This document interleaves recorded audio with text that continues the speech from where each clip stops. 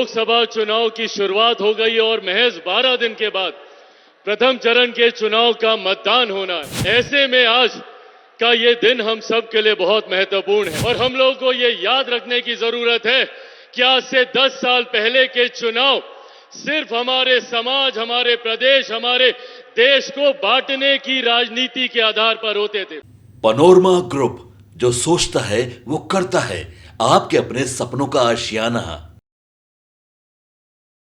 नमस्कार, भारत लाइव देख रहे हैं आप। आपके साथ मैं स्नेहा गुप्ता। आज प्रधानमंत्री नरेंद्र मोदी का नवादा में भाषण था। आपको बता दें, विवेक ठाकुर के लिए प्रचार प्रसार करने पहुंचे थे। साथ में मुख्यमंत्री नीतीश कुमार, चिराग पासवान, डिप्टी सीएम सम्राट चौधरी भी वहां मौजूद थे।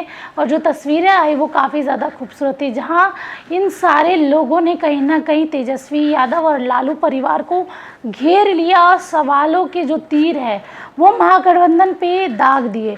इस बीच चिराग पासवान ने जनता के बीच क्या कुछ कहा है और युवाओं के लिए खासकर क्या कह रहे हैं चिराग पासवान, पहले आप इस वीडियो पे नजर डालिए। जहां एक तरफ देश में लोकसभा चुनाव की शुरुआत हो गई और महज 12 दिन के बाद प्रथम चरण के चुनाव का मतदान होना है। ऐसे में आज का ये दिन हम सब के लिए बहुत महत्वपूर्ण है। आने वाला चुनाव निर्धारित करेगा हम लोग के आने वाले 5 साल का भविष्य और हम लोगों को ये याद रखने की जरूरत है कि आज से 10 साल पहले के चुनाव सिर्फ हमारे समाज, हमारे प्रदेश, हमारे देश को बांटने की राजनीति के आधार पर होते थे। ऐसे विवादित, विभाजनकारी मुद्दों को उठाया जाता था जिससे समाज में बंटवारे की राजनीति को साधा जा सके। भले वो धारा 370 की बात हो, भले वो राम मंदिर निर्माण की बात हो या विमेन रिजर्वेशन बिल की बात हो, आज हमारे प्रधानमंत्री जी ने तमाम इन मुद्दों का समाधान करने का कार्य किया। और आज अगर चुनाव में बात होती है तो इंफ्रास्ट्रक्चर डेवलपमेंट की बात होती है, यहां पर विकास के कार्यों को गति देने की बात होती है। साथियों, आज इस मंच से मैं सिर्फ हमारी तमाम माताओं से, बुजुर्गों से और खास तौर पर मेरे तमाम नौजवान युवा साथियों से आग्रह करूंगा। भारत एक युवा देश है, बिहार एक युवा प्रदेश है। लगभग 65% बिहार में ऐसे युवा हैं जिनकी आयु 35 वर्ष से कम है। पहचानिए अपनी ताकत को। अगर बिहार के युवा एकजुट हो जाएं, एकत्रित हो जाएं, तो हमें आगे बढ़ने से कोई नहीं रोक सकता। ये हमारे बिहार के युवाओं की ताकत है। हमारे प्रधानमंत्री जी ने कभी हम युवाओं में भेदभाव नहीं किया। किसी को अगड़ा, किसी को पिछड़ा, किसी को हिंदू, किसी को दलित, ये नहीं सोचा। सबको साथ लेकर चलने की बात की, सबके साथ की, सबके विकास की, सबके विश्वास की बात हमारे प्रधानमंत्री जी ने की। आज जब बिहार में डबल इंजन की सरकार है, इसको हम लोग को मजबूती देने की जरूरत है। हमारे प्रधानमंत्री जी को मजबूती देने की जरूरत है। हमारे मुख्यमंत्री जी को मजबूती देने की जरूरत है। आदरणीय जीतन राम मांझी, आदरणीय उपेंद्र कुशवाहा जी को मजबूती देने की जरूरत है।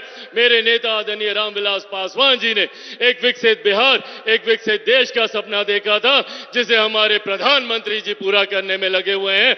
आप सबसे आग्रह है, आज जब प्रधानमंत्री जी बिहार की इस धरती में है, एक बार दोनों हाथ उठाकर जोरदार ताली से हमारे प्रधानमंत्री जी का स्वागत करें।